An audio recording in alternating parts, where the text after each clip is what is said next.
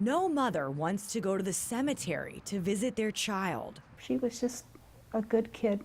But it's the only place Dottie Knapp can visit her daughter Mary, who died at just 28 years old. I just miss her company. In the months before Mary's death, she was going through a divorce and had moved back home with her mother. Her family says that's when a very vulnerable Mary met a man playing an online game. She felt like this is a good thing. You know, I can start a new life, a new future with somebody. Just before Christmas in 2003, Mary paid for Terry Daniel McDonald to come to Florida from Washington. And I said, I don't think that's a good idea, Mary. Within 2 weeks of him showing up, Mary disappeared. You never think that your sister is just going to fall off the face of the earth. I mean, never speak to her again. But then in early 2004, detectives located McDonald with Mary's car in Texas. He had her jewelry and credit cards, but no sign of Mary. If we can't find her, it's because he killed her.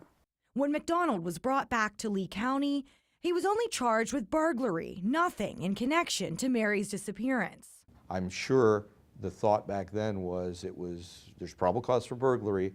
We can continue investigating where is Mary Mount. Dan Feinberg is the current prosecutor on Mary's case. And there was certainly probable cause, and I think there was enough to get a conviction. The jury saw it differently. It felt like somebody stabbing you in the heart because I was angry, and I still to this day am angry. After McDonald was found not guilty for burglary, the story takes an even darker turn. He moved to El Paso, Texas, and within a year, murdered his roommate, burying him in the backyard. Can you see why maybe that looks unfavorable on this office, that after he was acquitted here, he went and murdered someone? No, I don't think it looks unfavorable at all. It looks to me like we did our best to prosecute him for something that we could prove. McDonald's now serving a life sentence for the Texas murder.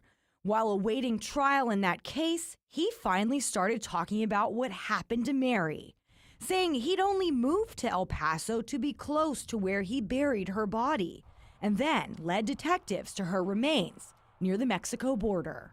I'm glad we found her, but if this county had stepped up, somebody else maybe wouldn't have had to die. McDonald admitted to everything but killing Mary, saying she died after rough sex, so he freaked out, stuffed her in a duffel bag, and left Florida. I remember calling the state attorney's office and I said, you wanted a body? Now you got one, so what are you gonna do? 14 years later, Mary's murder is still considered an active investigation. All this time, 14 years, she's been dead, she's been murdered. Somebody killed her and got away with it for 14 years. This is a case where there's a lot of circumstantial evidence. If there was sufficient evidence to take the case to court already, I would have sought that. What did they do? They turned their back on her and they said, well, we just can't do anything.